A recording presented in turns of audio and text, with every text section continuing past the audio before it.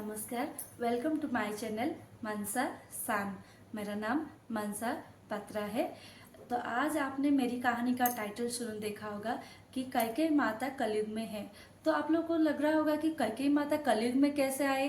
तो ये कहानी शुरू करने से पहले मेरे चैनल को जरूर लाइक और सब्सक्राइब कर दीजिएगा। ये बात तब की है जब श्री कृष्ण दुष्ट राजा कंस का वध करके अपनी माता पिता को कारागार से छुड़ाने के लिए गए।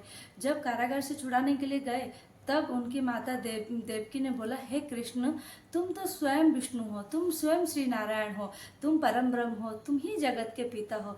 जो जगत के पिता है वो खुद अपने माता पिता को छुड़वाने के लिए कारागार से 14 साल क्यों लगा दिया।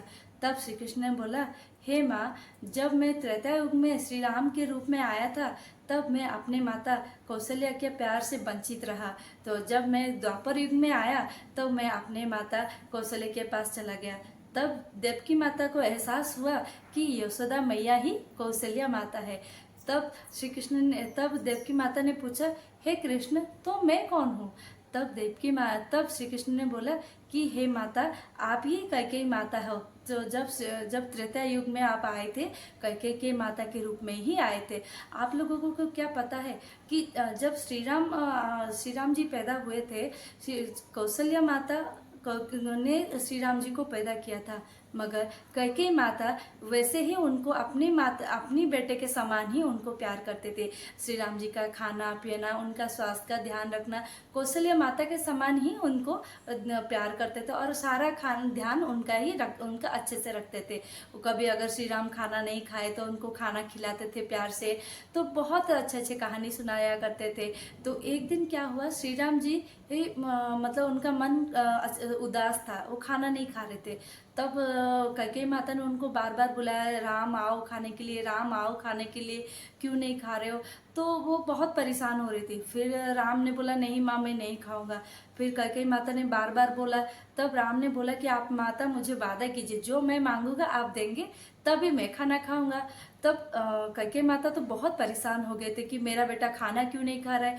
तो उन्होंने वो बात को ध्यान नहीं दिया कि क्या मांग रहा है राम। तो उन्होंने बोला कि ठीक है राम, मैं तुम्हारी बात मान लूंगा, तुम जो बोलोगे मैं दे दूंगा, तुम पहले खाना खा लो। तो अपनी माता की बात सुनकर राम जी ने खाना खा लिया। खाना खाने के बाद राम ने बोला, माँ, अब तो मैंने आपका बात मान लिया, तो आपको मेरा बात मानना ही पड़ेगा। तब कैकेयी ने बोला, क्या चाहिए बोलो तुम्हें, मैं दूंगा तुम्हें। तब श्री राम ने बोला, जब मेरे पिता दशरथ बोलेंगे मुझे राजा होने के लिए, राजा बनाने के लिए, तब आप उनको बोलेंगे कि मुझे वनवास छोड़ने के लिए 14 साल के लिए वनवास देंगे और भरत को राजा बनाएंगे। तब माता कैकेयी बहुत उदास हो गए, रोने लगे। बोले कि इतना बड़ा बात कैसे बोले, मैं 14 साल तुम्हारे बिना कैसे रह पाऊंगा, बोल के बहुत रोने लगे। और बोले, भरत जो उनका कैकेयी माता का खुद का बेटा है, बोले फिर भी उन्होंने बोला कि राम, तुम्हें राजा बनने का अधिकार है, भरत तो छोटा भाई है, तुम्हारा ही अधिकार है राजा बनने का। और ये कैसे सोच लिया कि मैं तुम्हें 14 साल वनवास छोड़ दूंगा, मैं तुम्हारे बिना एक पल भी नहीं रह पाऊंगा।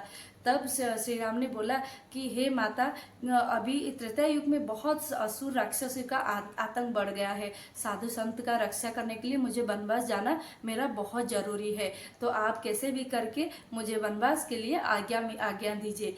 तब माता कैकेयी ने बोला, अगर मैं तुम्हें आज्ञा तो दे दूंगा, मगर जब भी तुम जब भी धरती पे आओगे, जो भी अवतार में आओगे, तो मुझे हमेशा मैं भी तुम्हारे साथ रहूंगा। तब श्री राम ने बोला, ठीक है माता, अब मैं जब भी आऊँगा तो आप मेरे साथ जरूर रहेंगे। तब जब कैकेयी माता त्रेता युग में आए थे, वही माता देवकी रूप में वो द्वापर युग में भी आए और देवकी माता ही कलयुग में भी है। तो आप लोग सोच रहे हैं कि कलयुग में कहाँ पे है देवकी माता और कैकेयी माता। जब रथ यात्रा के टाइम भगवान स्वयं श्री जगन्नाथ रत्न सिंहासन छोड़ के रथ में बैठ के जाते हैं अपनी मासी माँ के घर पोड़ो पिठा खाने के लिए। पोड़ो पिठा एक श्री जगन्नाथ जी का एक मन पसंदीदा खाना है।